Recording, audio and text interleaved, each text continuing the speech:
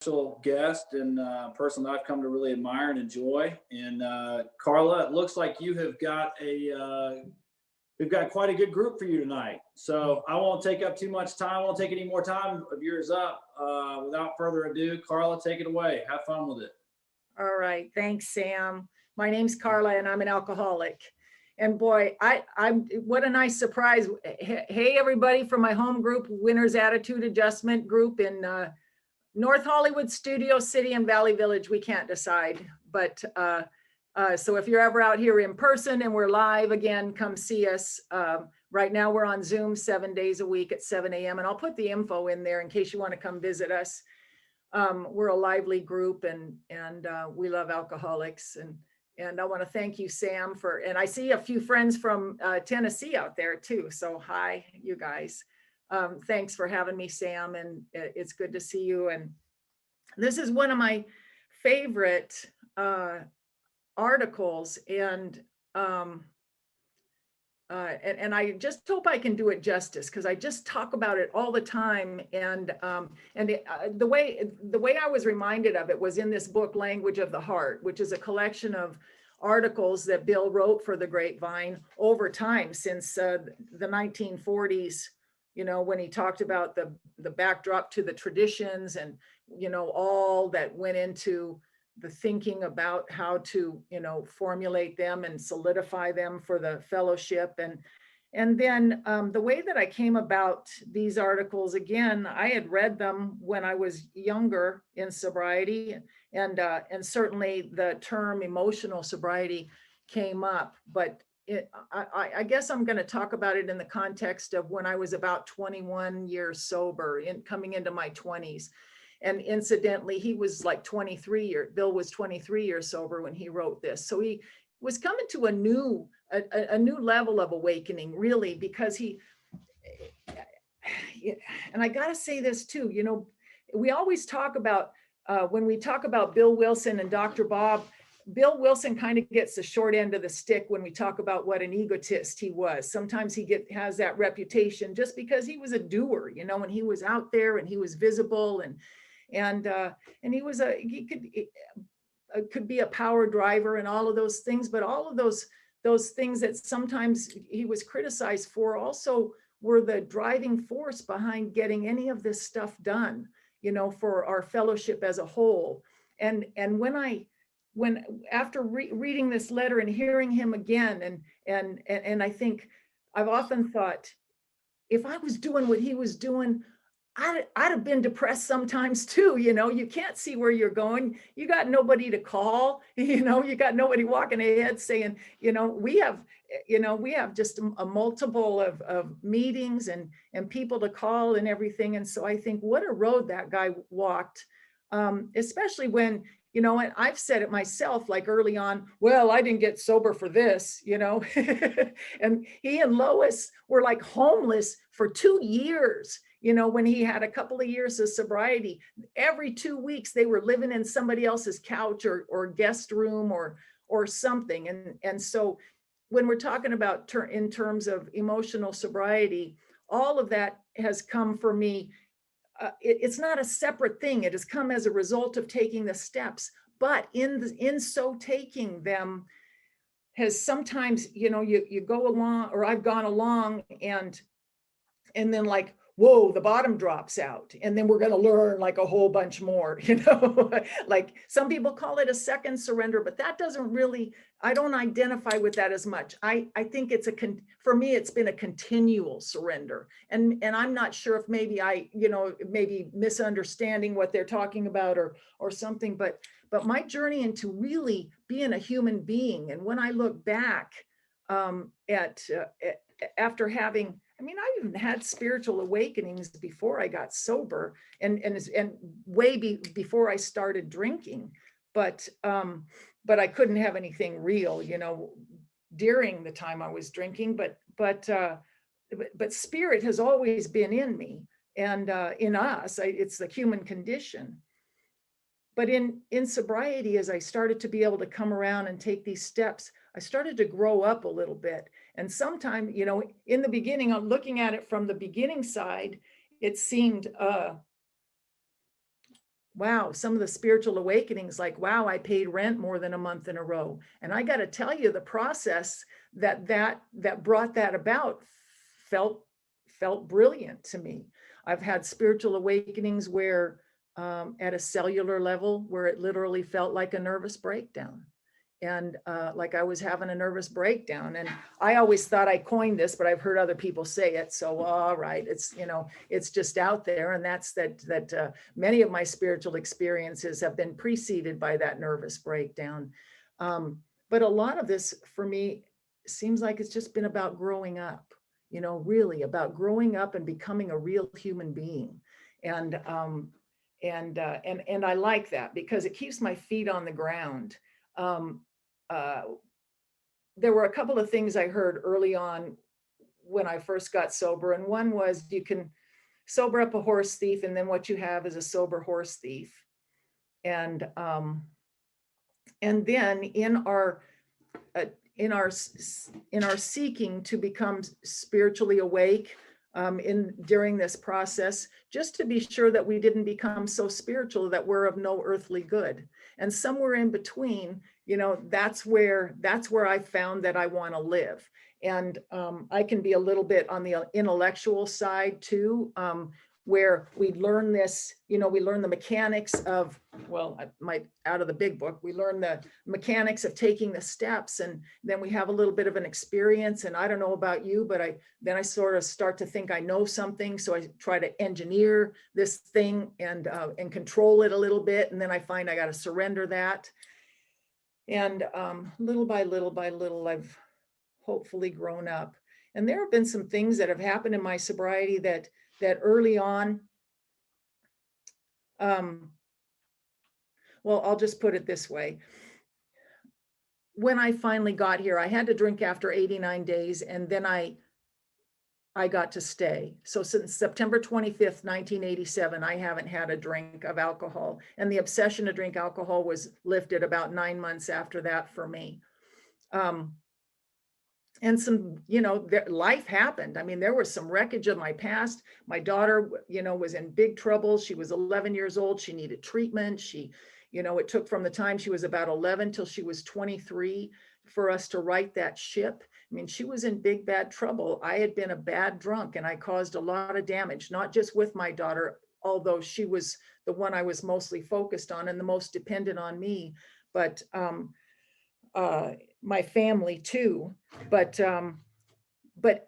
in the taking of the steps, I guess what I'm going to say is that I didn't have to be perfect in order for this awakening to begin to happen, and for a little by little becoming a little bit more emotionally sober, to be focused on her, on somebody other than myself, and trying to help them get along grew me up too. And little by little, we grew up together. When I was 5 years sober, I was raped by an intruder in my apartment. He came in through the kitchen window in the middle of the night. And, you know, big surprise. It's where I had to wake up a little bit like, wait a minute, I'm working 12 golden steps here, you know, life, what's going on here? And not, well, I didn't consciously create that belief, but I was a little startled, I have to say. But because I was all in when I got here, because I did make that decision that through the steps of Alcoholics Anonymous, you guys told me I didn't have to do it pretty. I just had to do it. That I didn't have to like what was presented to me. I just had to walk through it. That I was able to somehow come through these incidents. And we all have our own. Everybody has their own story and their own difficulties that arise during this course. And I believe that when in the big book, when he says our troubles arise out of ourselves, sometimes life comes at us even when we didn't set the ball rolling. So if I didn't bring on that circumstance myself, it is certainly incumbent upon me to find the right attitude to take. And these steps began to help me with that. So at 5 years sober, I was all in. I started to, you know, I called the sponsor, came to meetings, stayed being of service. By then, this process had become a naturally a working part of my mind, as you know, as it promises us in the big book, in the 11th step. And the reason I bring all that back up is that I find I find this a very humble letter for Bill Wilson to write, saying that, that he was in, that this, well, he says it was nothing new, maybe just a new gimmick, a new way of looking at this, but I think that he'd been doing this all his sobriety. I took 20 minutes to say that. and that this is kind of a natural, if I will, that I can have this, you can have this. I don't know how, if we have some new people in the room, I hope so, that we can have this as a matter of course. If I take these steps, this will occur. Emotional sobriety occurs as in due course of continuing to take these steps, to utilize these principles in our lives. And I'm not sure if he saw that. Sometimes we get a little tunnel vision, and certainly he felt this way at the time. And I just find it a very humble thing. The letter that he wrote right before that was called The Greatest Gift of All. And then a few months later, in June of 1958, he wrote an article called Take Step 11. And I find that those three articles just go together famously. They're all about the continual surrender and the continual practice of what it says, our marching orders at the end of the second step. When we drew near, he disclosed himself to us, to continue to open up, to continue to be willing to see what we couldn't see just even yesterday, and to continue to see where I might bring something to the party and I think at least what I identify with that he wrote about in this particular letter in his 20s was that by the time we get to be sober this long, these other things that maybe some of you could do. I know that some people came to AA having built and lost great empires, but me, I had to learn to pay rent more than a month in a row, and I had to learn how to show up at work every day. And so it took a while. And so in my early 20s, now it's this subtle stuff that's happening. Where am I hooked into still seeking somebody's approval? Where am I hooked into fitting into a group of people that maybe is or isn't good for me, but my motive is certainly not to bring something to the party, it's to obtain. And where am I withholding? Where are these subtle little vestiges of ego and self in operation that I just couldn't see before, and I could even tolerate better because there was so much else going on? And now I'm getting better, and I can't tolerate these small self-seeking ventures, or these he called them demands versus requests. Certainly we all want to be liked, and we all want to be a part of things. But when I demand, and he talks about this, in our pages in 60 to 63 in the big book, he's already talked about this. When I'm demanding that if only they would behave the way I want them to, if only they would do right, if only I was making more money, if only, if only I could manage my life and get it back in order the way I like it. When everything in all of the steps that has always brought me to the place where I have to loosen my grip on what it is I think I want. I have to loosen my grip on what I think it is that's going to make me happy, and turn it back around and seek to help somebody else, seek to see what I can bring. And that's even a little bit of a hook, because I can't seek to help you in order to get some kind of return. I have to seek to help you just for the sake of helping. And that can be, that was a trick for me. In fact, that was one of the big lessons that I had to revisit in my 20s. Now, I was 21 years sober when I got married, or got together with my husband, who we had known each other many years, and we had known each other in Los Angeles, and ended up being of service out in Arizona. And that's where we started talking, 10 years later. And so we had to go to Arizona to do that. And we've been together now 12 years. And And you would think that this would be, and it was a beautiful part of my life, you know. Up until then, there wasn't a lot of hope. I'd been single for 21 years. I'd come into AA on the heels of in the middle of, you know, a big marriage blow up. And it took me a long time, especially when I was new and I saw, it seemed like everybody in my home group in the first year, they'd get their year, then they'd find the love of their life, and then they'd go to law school. It just seemed like the AA way of life, you know. And it wasn't happening for me. I was 4 years sober before I could pay for that divorce. And so it just, anyway, I stayed in, and so my husband and I are getting together, and there were a lot of things that were coming. I had just left a huge corporate job where I made a lot of money, and that had been something that I had hung my hat on for a long time. After I got sober, from the time I was 2 years sober, I got into the investment banking business, and it doesn't matter too much about that, except that I learned how to work my way up. I mean, I didn't shoot the lights out of the business, but I did do well. I did well, and better than you know, for me, I did great. But it was time to leave, and I'm not somebody who thinks that alcoholics don't like change. I just think, you know, it's been said before, we just don't like change we don't like. I think that's a human thing. But so I left that business and surrendering to, I'm going to do whatever it takes to be able to become and do what's next, whatever it is I'm supposed to do. And anyway, that was bumpy for a while. And in this article, it's funny that he doesn't say that you have, you know, he says that we can stay sober and in good, well, you read it. He says we can stay sober and in good shape, regardless of our monetary situation, regardless of, you know, illness, regardless of what's going on in our lives, that the circumstances are not what dictate my peace of mind.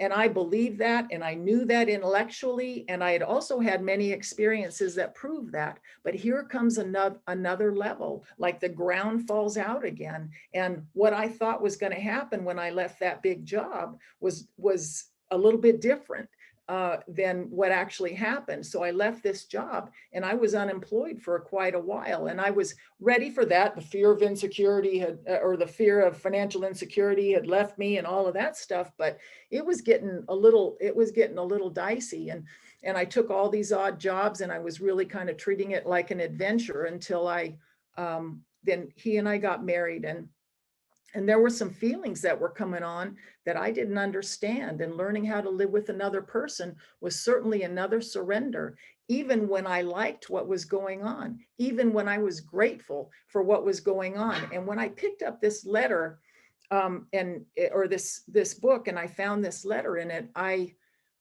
began to see that I needed to search more deeply. Where am I holding on? Where am I looking for that return on my investment in being kind? Where am I looking for that return, that little piece of purchase that I get for being unselfish there? And where am I bumping into myself in trying to be helpful?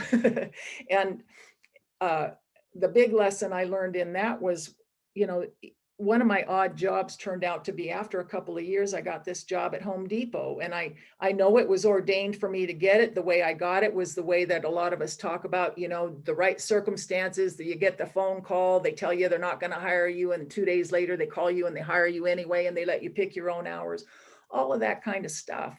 And so I knew I was supposed to go. But when I got there, and I even thought, you know, this is cool. I'll be one of those old people that works at a Home Depot in my little orange shirt and my apron or whatever. And I show up, and man, nobody likes me. I'm the wrong everything. They can't trust me. I'm too old. I'm, you know, not from the same background. It's just, I can tell right away. They're not up for this. And so I got to show up. And I'm hurt, and I've got all these attachments to all these feelings, and think I'm it, you know, by that time, I know I'm not doing anything wrong. I'm supposed to show up, but to be able to just walk through this it was just different for me. And so I saw this letter, and what I had to do was to start, or to add on actually to my meditation practice. And that began, I had to be at work at 4 a.m. and I was getting up at 2:30 so that I could sit till 3:30, and then I could leave and get to work, and start by 4. And what that did was, I didn't have to know what the answer needed to be, but it made room for whatever was going to happen to happen. And I don't know if I can explain that any better, but any of my old belief systems or old attachments, or the things that I thought I needed to happen, had to be made room for. And to this day, it works for me. I don't have to know what the answer is. All I have to know is that I have to let go, loosen my grip on what's going on now. And after a while, I thought, well, I've got all this experience, and my immediate supervisor was just a little older than my grandson. And I would go into work, and I'd be all ready, and I'd walk up to him and I'd say, you know what we should do? I should go over there and I should stack those things. And if we turn that inventory around over like this, and I do that and give him all these great ideas, and he would just get mad. Just couldn't stand to see me coming. I had all these great ideas coming at him, and he just, and I thought, what's going on here? I'm not clearly not people pleasing. And so I finally called my sponsor when all else fails, right? I've looked for where I've been selfish, self-seeking, dishonest. I can't find an accurate self-appraisal here. So I called Polly and I tell her what's going on. And she said, it's always good to have this outside objective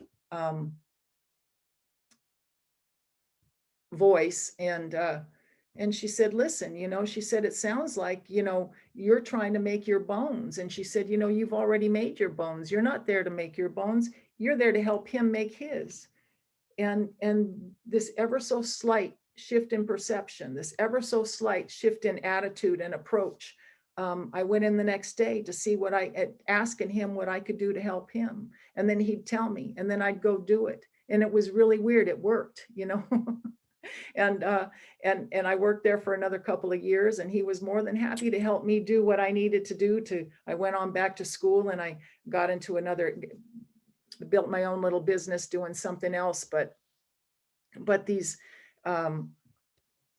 continued surrenders of self and these ideas that I just need to be able to submit to a new idea, to growing. And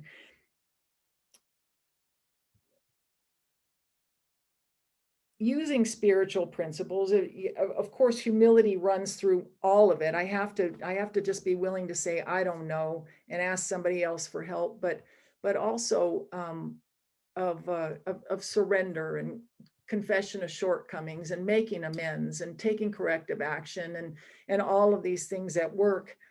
But what that has amounted to in my life, and I'm finally okay with this. I told, and well, it's about growing up. It's just been about growing up. And I really like this, because this is on this particular earth, in these particular scenarios, we don't need another guru floating in the sky. We don't need another water walker. We need people who are on the ground, feet on the ground, being kind to each other and encouraging each other and helping each other along. And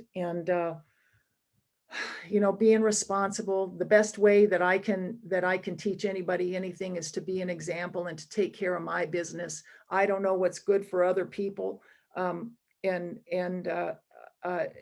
to try to be more of an attraction rather than a promoter of self. I'm never sure I have the right idea about all of that either for myself, but when I read this article that Bill wrote, I don't think he had a clear perspective of of himself either. I think he sold himself pretty short for all that he was doing, and that he mistook his feelings, or for being something bad. I mean, if I was doing what he was doing, I think I'd be a little bit depressed too, maybe a lot depressed.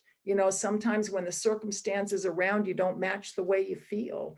And and I know certainly during this time in my early 20s, when everything around me seemed really great. I had this new husband who I loved, and I love him even more all these years later, and this potential for a new life, and just, great things were happening. My daughter was doing great.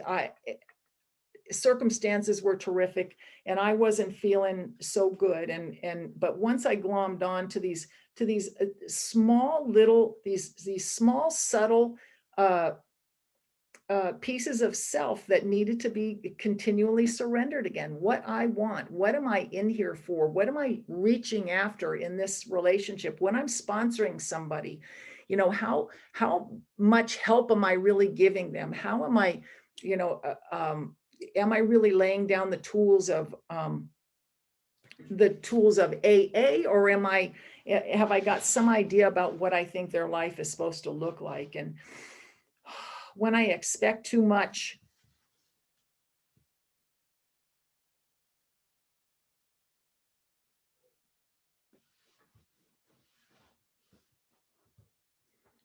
when a newcomer comes, or even in any kind of judgment, if I think they're not getting it, or I love working with new people, because it causes me to sit and remember what I was like. And what I was like when I got here you couldn't have intellectualized what was going on with me. I came here and you told me to sit on my hands, and that's not in the book, but it worked. I sat on my hands and I stayed in the meeting until I heard what you said, until you'd say, get a sponsor. I got a sponsor. And I guess I want to, it reminds me that if you're new, none of us got here already knowing anything. And I'm somebody who likes to, I think you got to have a tan to go to the beach, and be buff to go to the gym, and, know something before you go to school. And I think the beauty of this for me has been that I didn't have to know any of that I got in here, and it's been messy. My sobriety's been, I didn't always feel, great. And I've just stayed.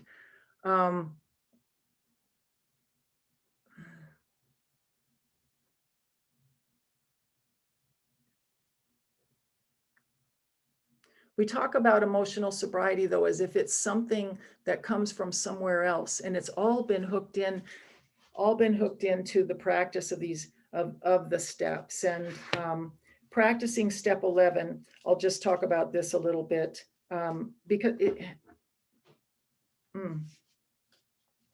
because it's what enabled this all to happen. And there's a beautiful recipe for daily living, and it's in the big book on pages 84 through 88.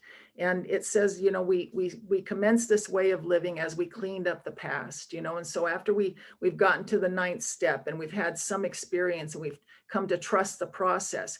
But that first trip through the first 9 steps, I don't know if it's the same for everybody, but I know that all I did it was a bare beginning. Some beautiful things happened. Right about 9 months of sobriety, I made that first round of amends to my family. And when I say first round, I mean, because there was a lot of follow-up with my family. Pieces of pride had to be let go and let go and let go, and staying on my own side of the street. And I was so angry with them for so long. And they would say things to me like, as soon as I got fixed, then they'd all be okay. And, just showing up anyway. And so there was a lot to be said for doing things whether I felt like it or not. But the obsession to drink alcohol was finally lifted. And to even come to be able to grow beyond that, I had to learn how to stay sober. And maybe that's what I'm trying to get at too, is that it's okay. If you're new, all of this stuff will come. But if I did nothing else, the commitment to sobriety and to being all in Alcoholics Anonymous has served me well. And like I said, at 5 years of sobriety, when that thing happened, I learned about forgiveness at a level that I didn't know before. maybe shock and maybe, and when I look back, I think, I could have walked through a couple of those things a little bit better, but I also realized that that Alcoholics Anonymous had enabled me to walk through and to navigate that situation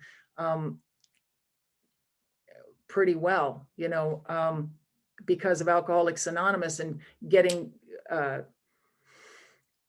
having a sponsor and being able to use that inventory in a way that that the third column of the resentment inventory really brought me to a new place with that. There were other people who had gone through similar things who hadn't been able to talk about it at all. And so I don't know, this was just something that,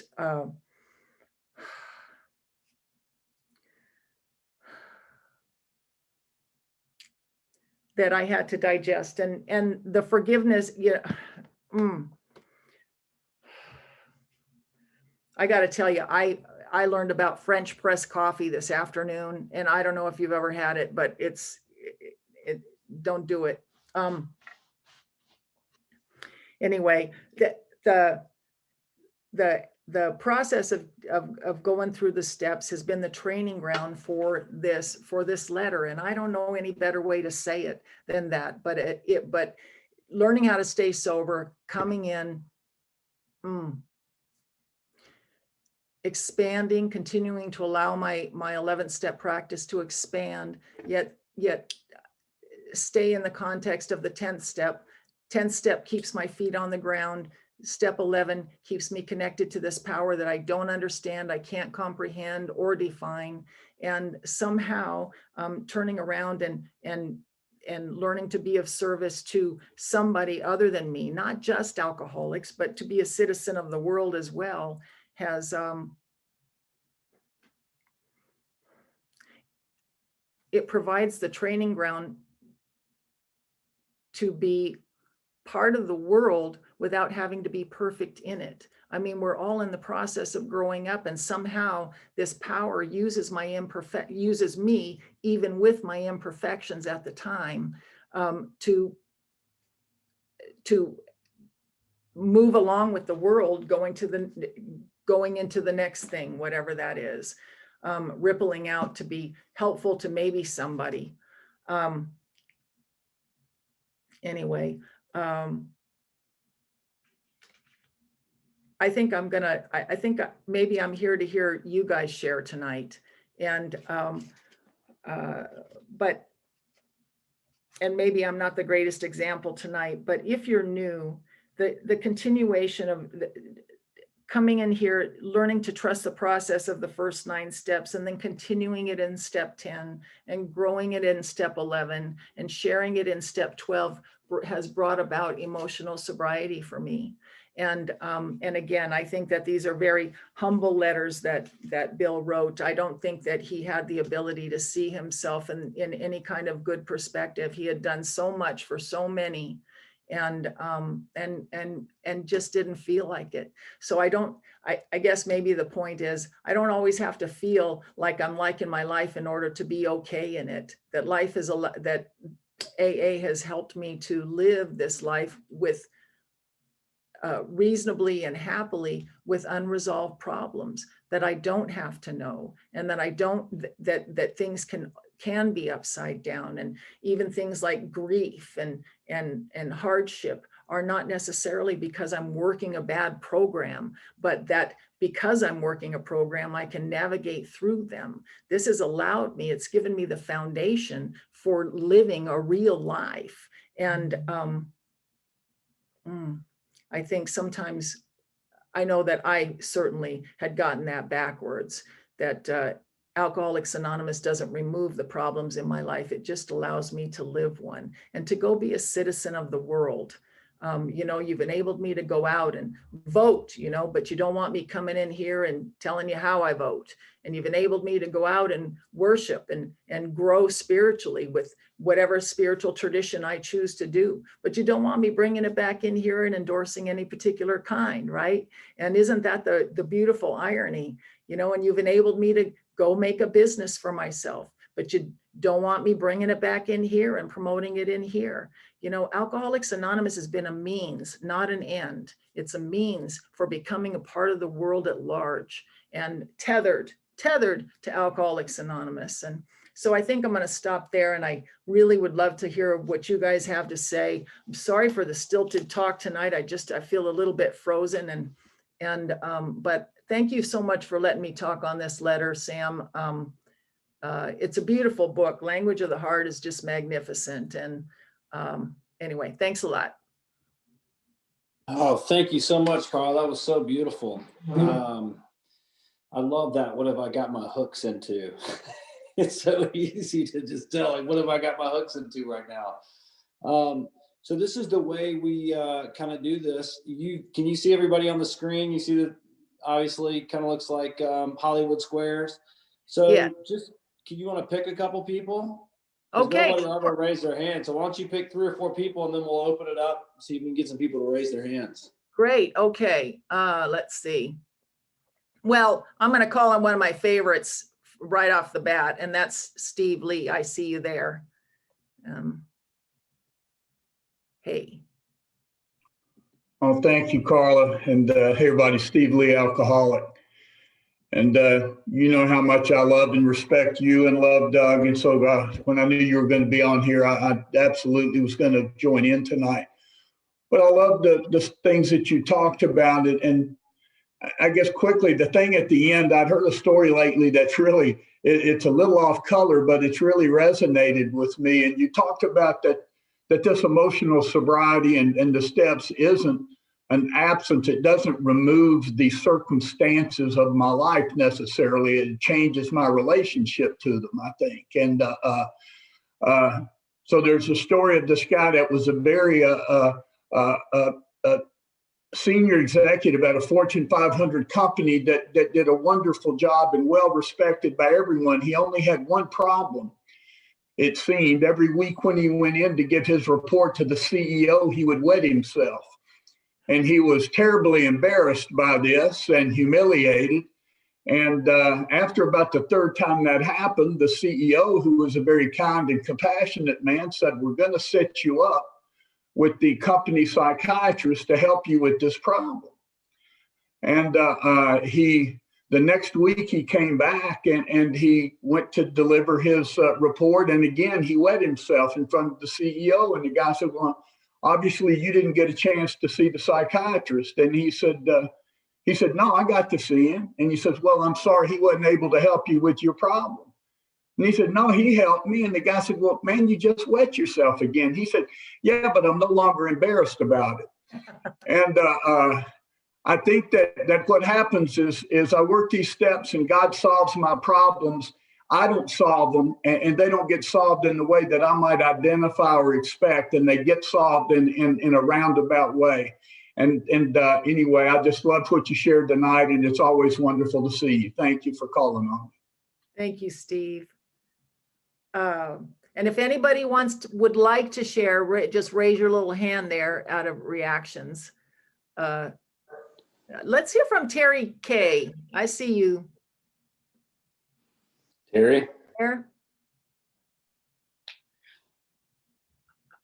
Hi, my name is Terry. I'm an alcoholic. Hi, Terry. That was beautiful. Emotional sobriety. You know, without Alcoholics Anonymous, I've experienced a couple of really challenging years with some medical things, and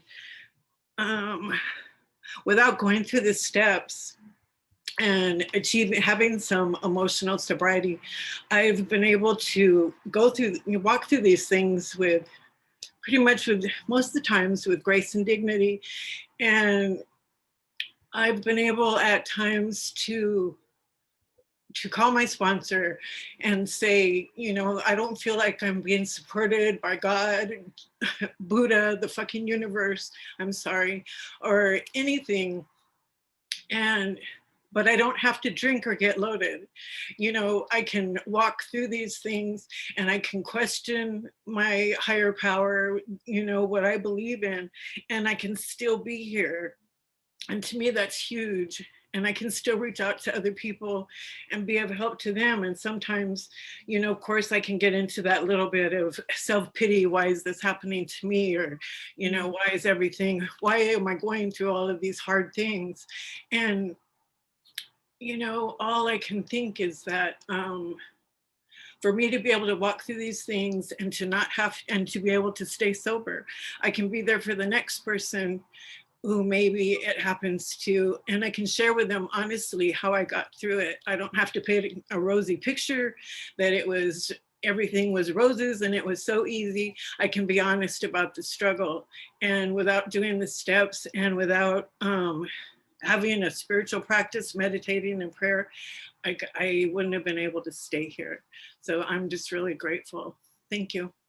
Thanks, Terry. I see Carla W.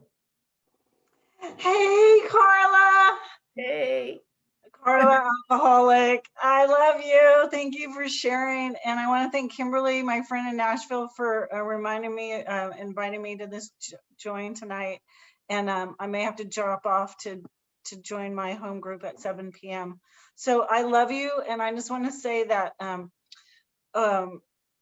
my opinions are that the 12 steps, our program is a design for living that really works, you know, and my opinion is that these 12 steps help us to get right with ourselves, get right with God, and get right with the world around us. And I think that in a nutshell is what I heard from you tonight, Carla, that, you know, this is our emotional sobriety, is, you know, being able to work through the program, do our steps, and be able to get right with ourselves, you know, where we have to uncover and discover and then start discarding some of that stuff. And some of it could be, you know, getting right with our higher power. And then some of it is getting right with the people among us, or the community among us, or the world among us, you know. And so we can live with our head up high, you know. I don't have to walk down the street and see someone and lower my eyes and cross the street because I'm afraid to look at them, you know. I don't have to live that way anymore. I don't have to live in fear of judgment of what you think of me, or how I have to make everything right with you and make everything okay with you, whether you be my family members, or whether you be my employer, whether you be my dog, whatever, you know. I don't have to do that. And I'm so grateful for this, you know. I'm so grateful for my life. And I've had that. I love in the spiritual experience where it talks about friends of the newcomer are aware of the difference long before he is himself. And I have to tell you that I've had that honor of having my friends come to me and say, you know what, you walk through that really difficult thing with grace and dignity. And I was like, oh, who, me? And I'm like, okay, yeah, I did. I was able to do that, you know, and it's just a testament to this program, you know, and I love you all. Thank you so much, Carla. So good to see you. Thank you, Carla. Good to see you too. Okay, I see, how about Kurt Z? Yeah. What up, Kurt?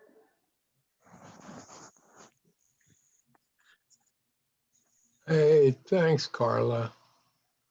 You know, you said quite a lot, but what caught my attention was you said you experienced a level of forgiveness you didn't know anything about.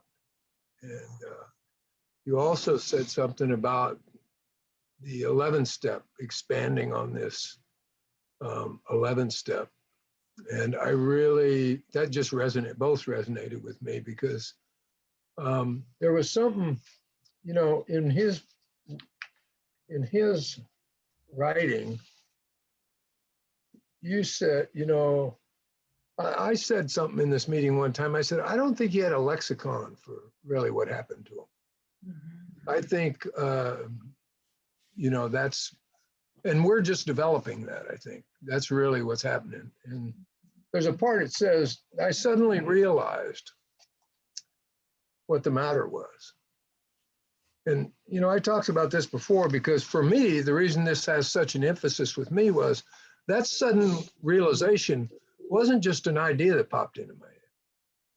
It was an internal revelatory experience that happened. Like all of a sudden, the veil that was there was parted.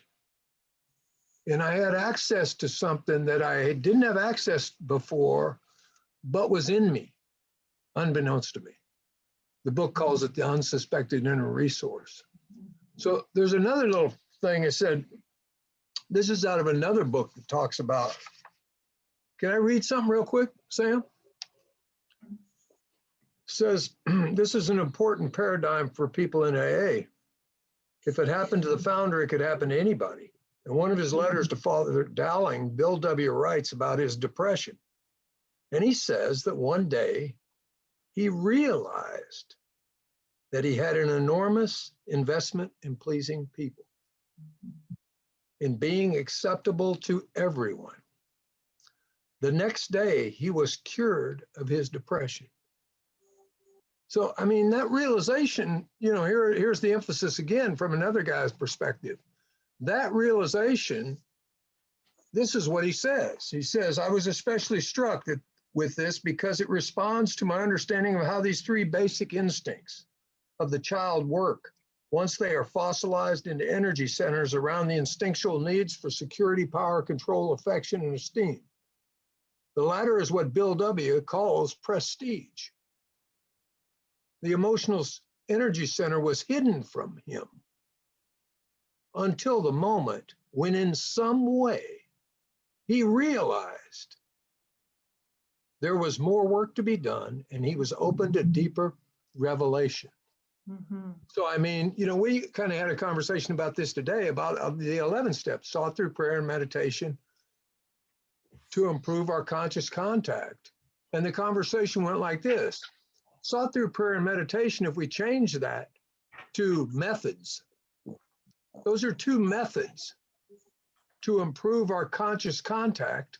What happens is we have more contact with consciousness. And it's not limited to, see, that's what I think so great about what I heard you say was this thing starts to expand and come out of the box because there is an inner awareness that gets woken up at a deeper level. Now, this can be cultivated once it's awakened. Mhm. And this is the daily reprieve. And this is, you know, like you said, the 10 and 11 part that I like so much. And what, for me, what it's given me a sense of waking up in the morning and a gratefulness for life, regardless of like what Steve said, regardless of the circumstances. Obviously, the circumstances are going to improve because I'm not making such a mess of my life anymore. So I really, really appreciated your talk. And I'm really glad you started the meeting up again, Sam. Damn. Great meeting. Good to, Thank you, yeah, Kurt. great to see you, man. Great to hear from you. Thank you. All right, so we'll open it up and see if anybody wants to raise their hand. Sometimes we got to pick on people though, because How about Josh? Joshua. Joshua. Mercy, Joshua, alcoholic. Joshua. Welcome to any newcomers tonight. Carla, thank you. I love you. And you really speak to me. Thank you. I loved your talking about your experience at Home Depot and how everything changed when you put your employment on a different basis. You talked to Polly and she said, go be helpful to him. You know, stop trying to prove something, go be helpful to him. You said it more elegantly than that.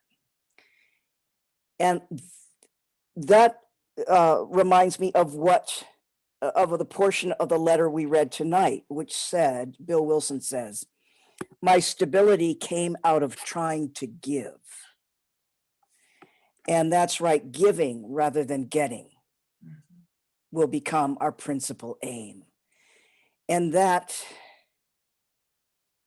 a really important note for me always to remember.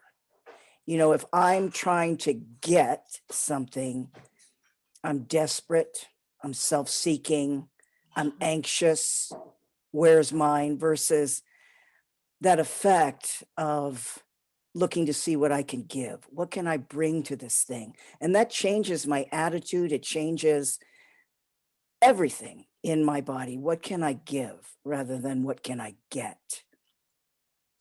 That's something like you, I learned here. I had to learn everything here. Though I think my parents in some ways gave me very good examples in certain ways. I didn't get the note. So I had to learn everything here.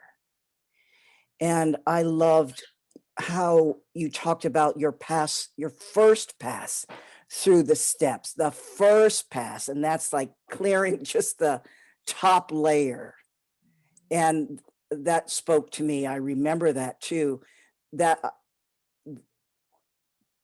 beginning to become awake, just the barest beginning, and then wash, rinse, repeat, continuing. And that continues today. It's so interesting to me that your view of what you said was that you were disjointed or stilted, and I heard you loud and clear, and that is not how you came across to me. Thank you for always showing up. Thank you for your example. Thank you for your talk tonight.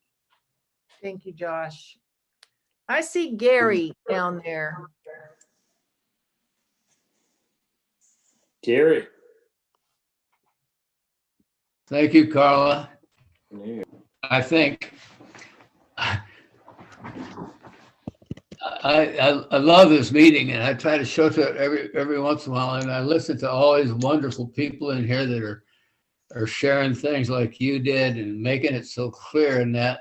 And I ever find myself listening to most any of us, and I think, gee, I missed that. There are just some things that really didn't click for me in that. You know, I love when I hear Kurt talk, and we've known each other for a long time, and I think, wow, the only thing I got over him is I've been sober longer, and there's times like this when I'm not sure that counts. I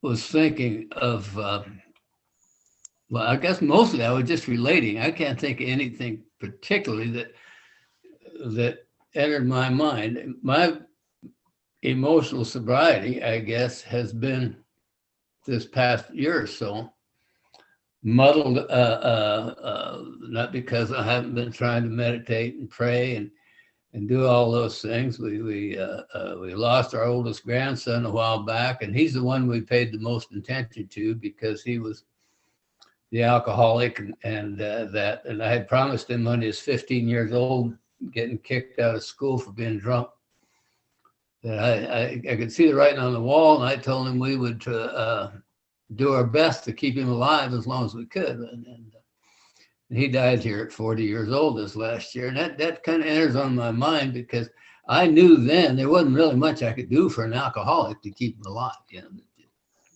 it's just the way the life is. With that. And so that's kind of been going on, my emotional sobriety. And I think I'm finding myself just spending too much time around that.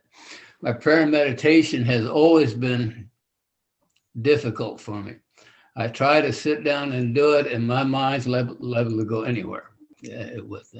I'll try all the different ways to meditate and pray and do those things. And the last one I'm doing is I read a lady who from France who made the comment that she had to open the door to her soul before she could contemplate God. And I thought, oh, it's just that simple. I don't have the power to open the door to my soul. What the hell is that simple? It just isn't the case. So I go along, and somehow God's let me be sober for a long time, and I got some wonderful friends, and many of them are sitting on this table here, and Julie's back there, and she enjoyed everything we do here, and sometimes she has comments that makes me feel better, and that's it. But I guess I really don't have much other offer. It's sure great to hear you and see you again, and Carla, and I know you helped a whole bunch of people. Thanks again. Thank you, Gary. Thank you. I see, how about Connie is sitting with Stephen?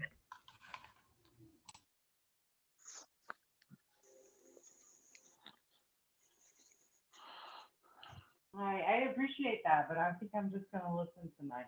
Okay. All right. Let's see. How about Dawn L from Richmond, Virginia? I'm Dawn. I'm an alcoholic. Hi, Dawn. Thank you, Carla. Thank Yay, you so Dawn. much. Hi, Sam. I was listening, and a couple things stood out to me, and I like a lot of what you said. A vast amount of information. I, like Joshua, think you did a great job. One of the things that you said that really just kind of popped for me is Bill was a doer. You know, he took a lot of flack for being, I don't know, maybe grandiose is a good word. I'm not sure, but egoist, whatever. I don't know, chatter about him. But, you know, if it weren't for Bill being, having a little bit of hustle, we'd all be, you know, trying to not drink today or trying to drink. I mean, that would just be the thing. And pretty much that was what we're doing now. But I really liked that, and I appreciated it. And I appreciate it because I'm a person that likes to do. Like, I'm a doer. Like, I'm out there. What are we doing? Where are we going? How are we doing it? What are we doing? All right, let's do it this way. And I get myself into trouble a lot. And I don't get in as much trouble as I used to, but I still can. I can be a little overbearing, is a good word. But for the past couple, well, you know, since Sam didn't have the meeting, I'm there with Gary. Thank God he started meeting again. But since around Christmas, I started kind of banging into myself a little bit, and the thing that I heard was, you know, I have to continue to hew to right principles in all my affairs. And I think right now, instead of me hewing, I'm being hewn. So what's happening is I keep running into myself. Mm-hmm. And it's been, as I listen to this meeting, it's very comforting to know that there is a purpose for that it's not meaningless. You know, pain is the touchstone of spiritual growth. And I have bumped in myself, and I got a few bumps on my forehead here. And I feel as if I'm being refined, and it doesn't seem so distant that I might actually be a little more useful versus, you know, what I can be when I'm not doing for the right purpose. I become kind of like a bull in a china shop to the people around me. So, you know, if I'm able to kind of back it up, get centered, take the rough edges off, I will be a more useful, sharper tool for a higher power to work with for others. And I think that I'm finally coming to a place in my recovery where I'm really starting to see that, you know, another layer is being peeled. And instead of wrestling with it and saying, you know, no, not this, I'm like, please, I'll do whatever it takes. I'm in. And I think there comes a point in I just get to points in my recovery where I know I can feel the growth and it's growing pains. And I'm kind of in that but this is one of the first times that I'm in it and still breathing breaths of fresh air because of it, not in spite of it. Like, this is going to be a good thing. I don't like it, but it's good. So for some reason, hearing you talk about Bill and hearing Gary say the things that he said, it was very reassuring to me that I too can stay on the right path, you know. Thank you. Thanks so much, Dawn. I just what I heard you say, trust in the process, you know, just coming to almost even enjoying it, even when it's uncomfortable, getting comfortable with being uncomfortable, you know, just all in. And I see Kat's come back on screen now. I'd love to hear from you. Thank you, Dawn.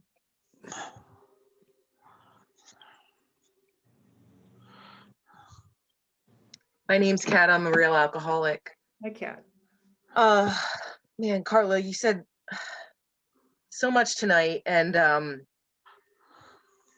when you talked about like, I forget exactly what you said, but like life doesn't have to feel or look pretty or comfortable to be okay with it. And when I first came in August 2017, came back into the rooms and you know, stayed sober through these steps. And I was so emotionally unsober, I almost missed the miracle of the mental obsession being removed, right? Like I came in, I started working with a sponsor, and like seemingly overnight, I went from being one human being who was just a disgusting person to be around, who couldn't help but harm the people that I love the most, to seemingly overnight being transformed into something else. And the man I love, the man I'm going to marry, for the first couple of weeks was singing my praises and ranting and raving about all the good I'm doing in my life and helping other people, which I didn't expect, but it felt good to hear. And then all of a sudden that shifted towards resentment towards me. And I was like, what is going on, right? And I can see now that from his perspective, seemingly overnight, I went from one sort of human being who just was disgusting and atrocious towards him to a different sort of human being. And I don't know if he thought, like, was it that easy? Did you just make a decision to like stop drinking and stop being a garbage human being and stop hurting me and stop throwing me through the wall and banging me over the head with a frying pan and shoplifting and all these other things, right? And I would show up to meetings and hysterical to my sponsor, telling her all these little details of what was going on at home. And she would ask me if I drank. And I said, no. And she's like, well, did you think about a drink? And I said, no. And she said, when's the last time you had that mental obsession? And it dawned on me that it had been removed. And I almost missed that miracle that God had entered my life, right? And God removed the mental obsession to drink or to use. And I thought that was going to be with me until the day I died.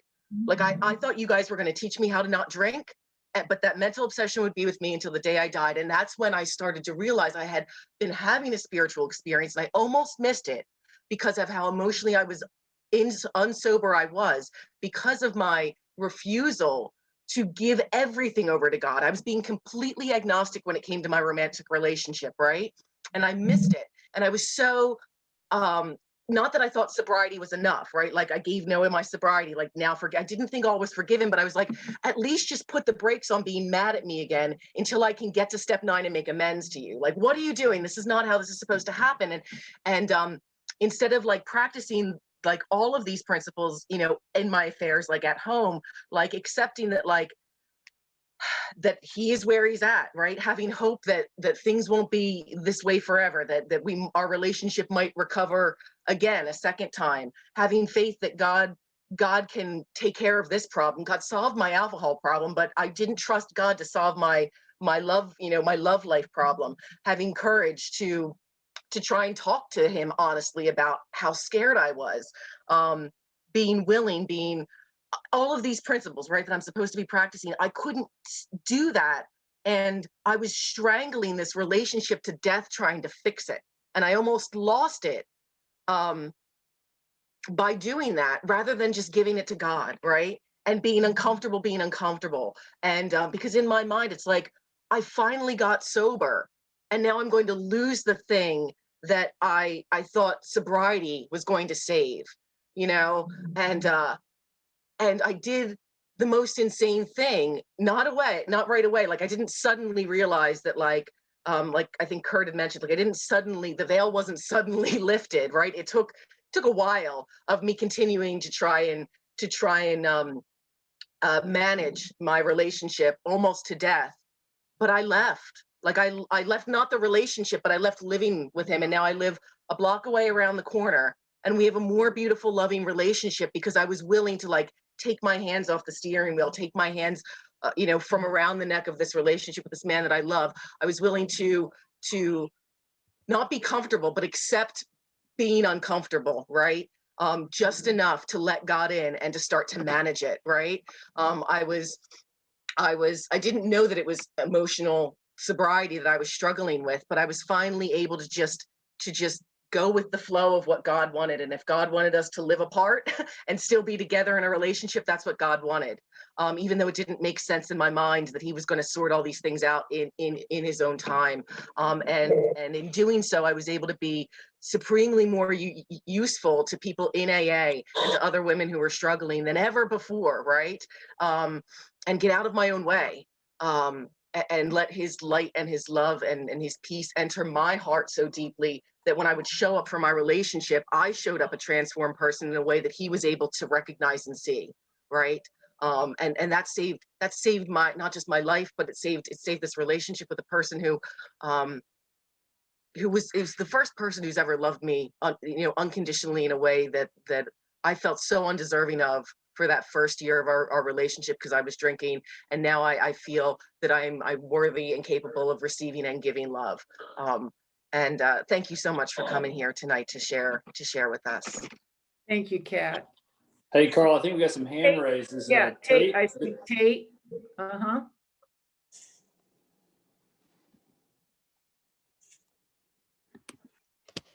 Hello, can you hear me? What's up, Tate? Happy New Year, man. Right on. Hey, everybody. So nice to be here. And your share, your share was incredible, Carla. I got a tremendous amount out of it. And I'll tell you what's funny is in my head, when you're sharing, I'm thinking, boy, you'd really have to get your shit together to be able to share on this level with a woman of this kind of, caliber of speaker. Anyway, that was what my thought was, but I don't know a whole lot. So just take it for when it comes, I guess. But I really love in this reading too, he says my stability came out of trying to give, not demanding to receive. And then he calls it a gimmick. He doesn't call it a spiritual tool or anything. He's like, here's my little hack that I use to make my life way better, you guys. And it comes out in all these ways. And I don't really know anything about it, but like, this is what I've been doing. And I've been getting great results. Yeah. And that was the same message I got when I got to Alcoholics Anonymous, was messages like that. Hey, I don't know a lot about how to do all this stuff, but I've been doing this. And here's where it's been taking me. And seeing it like that, you do hear people, but they don't have any recovery.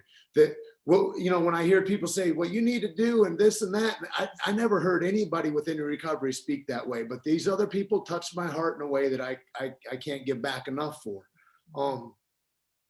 What I think is so amazing too is the whole thing about when you said AA, taught me how to build a business or gave me, the confidence too or something, but don't to bring it into AA. It taught me to seek God, and please find a God you can do business with. But I don't need to hear all about the details, thanks. And all these things, how it got us interpersonally connected with a power greater than ourselves. But let's not muddy it all up by creating a disagreement about it or disturb it. I mean, it's like, it's an amazing in its simplicity, and in that goddamn simplicity, here I sit. Today, you guys, I'm 27 years sober. I woke up this morning and what a trip, But I look at that right now and I think about all this stuff that I was taught by all these old timers and how all that occurs early on because I'm so goddamn hungry. And this idea about AA gives you a life that's so good that it takes you away from AA. Right. And I guess I feel that that's happened to some degree. I watch my mind, right now. And I remember hearing people and they talk, I just got to work. I got to work these steps on this relationship. I got to work these steps on my parents' relationship. I got to work these steps on this job. I got to, and they just know how they need to direct it all. And I've never seen anybody succeed like that. I just haven't. But what I did see, and they say, when you just give up control instead of thinking you know how to correct the problem, you dummy, and you do these 12 steps, all those other problems sort themselves out automatically. It's like magic. And that's really happened for me in AA. And so here I am today thinking, if I only cleaned up this one little part of my life, then this, and I'm like, you asshole, you need to just finish your 4th step. Like, let's go.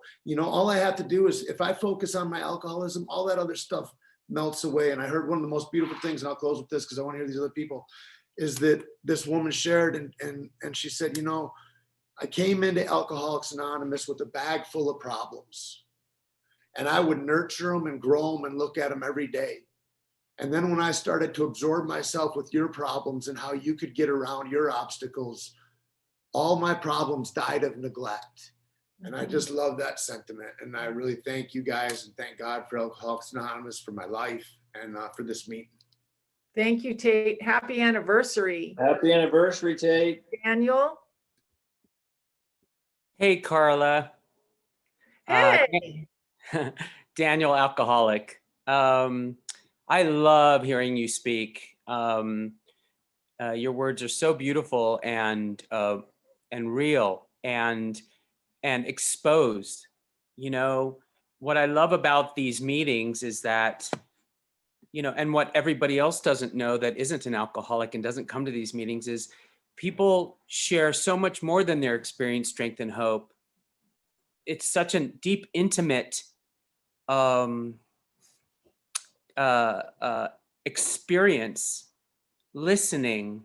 And I know that these stories have helped me grow immensely in the time I've been in these rooms. And when you expose yourself as you have, just so easily and naturally, it tells me that there's safety in this program. There's safety in the higher power we find in this program. And there's safety because we're building this new, building within ourselves, in ourselves. They're safe. We're safe here. When I came into these rooms, I didn't know what to expect. I just knew I needed to come in. And I didn't realize how much, once I got past the physical sobriety issues, how much my emotional person and sobriety was going to be impacted by the steps and the stories and this book and fellowship and being sponsored.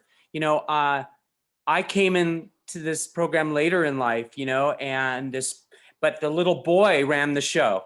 I like to always say that the little boy ran the show because a mature adult would never have done the things that I did while I was out there. Never. That's, if we were going to say, immature, mature. It was all child driven. It was childish behavior. And I'm learning to grow up in this program every day. Because every day that little boy yanks on my pant leg to remind me, to do the wrong thing. And I pray every day, many prayers and lots of affirmations, because that's what I'm being, that's what's being suggested by my sponsor. And that's what I've done since I've stepped foot in these rooms. And I follow those rules because I guess I'm a seeker and I'm desperate to have relief, and every day I wake up in a sense of, especially lately, pain, fear, but I know out of that, I'm sure I'm going to grow because I have. So what I know for sure is, based on what you're saying and other people that have lots of time in this program and have shared what they share, is if I stay here and I keep doing what I'm doing, I'm going to keep growing. And if I keep growing, then I'm going to stay sober. And I think that's really what's most important. My life has changed exponentially from this point. It hasn't been an easy ride, but I'm super grateful that I've stayed. That's all I've got. Have a nice night, everyone. Thank you, Daniel. Do we have Any time more? to hear more, Yeah. Sam? Or- Yeah, we got time for one more and then we'll wrap it up. Okay, I think Karen is the next in line. Yeah, Karen. Ron? Hi, Karen Alcoholic. Thank you so much, Carla, for what you said. And this meeting is really great. I thank Joshua for sending me the information and the link. But the one thing you said that I thought only I ever did was when you talked about working at the Home Depot, and then, you know, you told your boss how you could rearrange things and make things better and look how much lovelier it looks. I had that problem at work, and I worked in the film industry, and I went in, you know, trying to, I could make it faster, better, cheaper, you know, in every way possible. And this is before I even admitted I was an alcoholic. And my boss, who was the department head, came up to me and said, I didn't hire you to make it faster, better, easier, or more efficient. I hired you to work. And, you know, my first thought was, what the hell do you know? Even though she's the department head, I'm just a worker. I'm just, you know, listening to her and saying, okay, yeah, sorry about that. But in my mind, I'm thinking, you're full of shit. You don't know anything. But I'm not the one who has the job as the department head. I have the job as one of the other 20 people that are working under the department head. And still, it was my own ego that prevented me from realizing what I was taught by my first sponsor. Thank you, Joshua. I needed to be a worker among workers. I was nobody. I got hired to do a job, and they didn't ask me to make it better, faster, or cheaper. But I thought, man, I knew everything that needed to be done to do that, and realized only later that it actually hurt my career to have that kind of attitude instead of just going in and working and collecting the paycheck, you know? So thank you for saying that. It reminded me of a time when without this program, you know, I had no tools to be able to deal with anything as a worker. So thank you for coming out and sharing your story. Thank you, Karen. So, Carla, I'm really glad you found the French press coffee. Beautiful share tonight. I remember Kenny and Jim had me up to Seattle, and Jim was making that sludge with that French press, and it was like crack, man. You know, I had all kind of enlightenment to share at all the AA meetings after I drink some of that. We usually close this meeting right before. Is there anything else you thought about that you hadn't been able to say that might have come to you, Carla? You know, just really, truly, that what he wrote really seemed to me to be a culmination of the continued practice of the original program, you know, and that he just had a great humility about it, and to just keep our heads down and do that. That's it. Thank you so much for having me. Hey, thank you. So the way we close this meeting is we all mute ourselves. And we go into, there's a lot of people who come on, so it just kind of gets a little weird when you hear all these people with the delay. So we just mute ourselves and kind of go to our inner room. And for all who care to join me, just say within ourselves the Lord's Prayer together. So we'll start now.